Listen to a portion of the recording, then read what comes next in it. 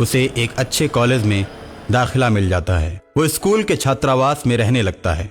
अविनाश पढ़ने में बड़ा ही तेज लड़का था, हमेशा पढ़ता रहता था, जिसे देखकर घूमने वाले छात्र उससे जलते थे और धीरे धीरे 2-4 बदमाश छात्र मिलकर उसकी रैगिंग करने लगे। एक दिन अविनाश छात्रावास से बाहर किताबें खरीदने के लिए जा रहा था। जैसे ही वो चौराहे के पास पहुंचा, चारों बदमाश छात्र उससे मिल गए। अरे अविनाश, कहाँ जा रहे हो यार? आज तो संडे है, चलो पार्टी करते हैं। तुम भी हम लोगों के साथ पार्टी में शामिल हो जाओ, खूब मजे करेंगे भाई। अविनाश उनके साथ आकर टेबल पर बैठ जाता है। चारों खाने पीने की चीजें आपस में बांटते हैं। भाई अविनाश, और कुछ लोगे? नहीं यार, मुझे किताबें खरीद के पढ़ने जाना है। अरे दिन भर पढ़ते रहना, ये भी कोई बात हुई? ठीक है, अब मैं जा रहा हूँ। अरे ऐसी क्या जल्दी है भाई, बिल का तो पेमेंट करते जाओ।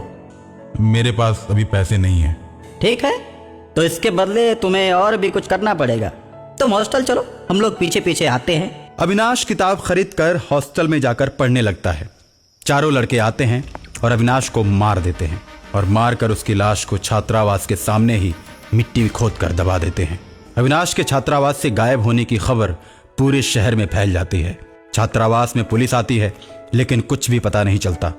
राकेश छात्रावास में सोया हुआ है, उसके साथ उसके तीनों दोस्त भी हैं और अचानक 12 बजे रात को कमरे में लाल रंग के बल्ब जलने लगते हैं, जिसे देखकर सभी आश्चर्य में पड़ जाते हैं और कहते हैं, यार ऐसा बल्ब तो हमने आज तक अपने कमरे में लगाया ही नहीं, फिर ये बल्ब लाल रंग के क्यों जलने लगे?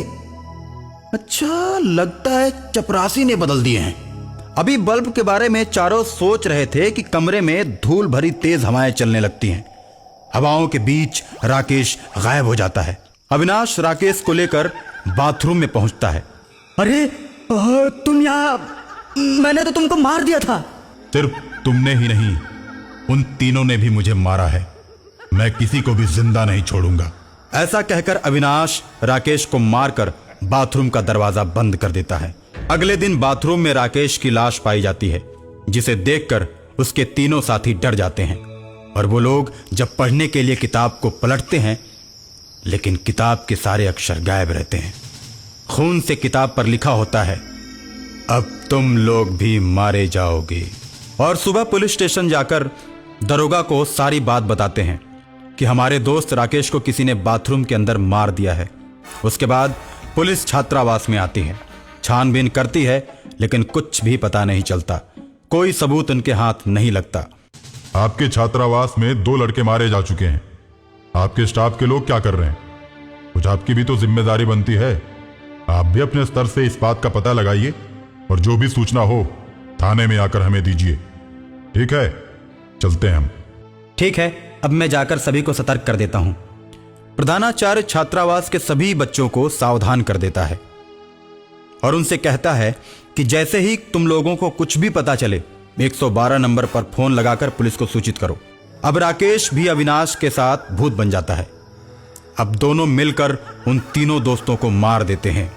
तीनों के कमरे से हाथ में खून से सना हुआ चाकू लिए हुए छात्रावास का गार्ड बाहर निकलता है, जिसे पुलिस पकड़ लेती है। थाने में गार्ड का चेहरा धीरे धीरे बदलने लगता है और एकदम से वह अविनाश बनकर खड़ा हो जाता है। मैंने ही सबको मारा है। मैं गार्ड के शरीर में प्रवेश कर गया था। राकेश को मैंने ही मारा, लेकिन इन तीनों को मारने के लिए मेरी आत्मा को गार्ड का सहारा लेना पड़ा। अब मेरा बदला पूरा हुआ और मेरी आत्मा मुक्त हो गई। इसमें गार्ड की कोई गलती नहीं है। इतना कहकर अविनाश गायब हो जाता है और पुलिस गार्ड को छोड़ देती है।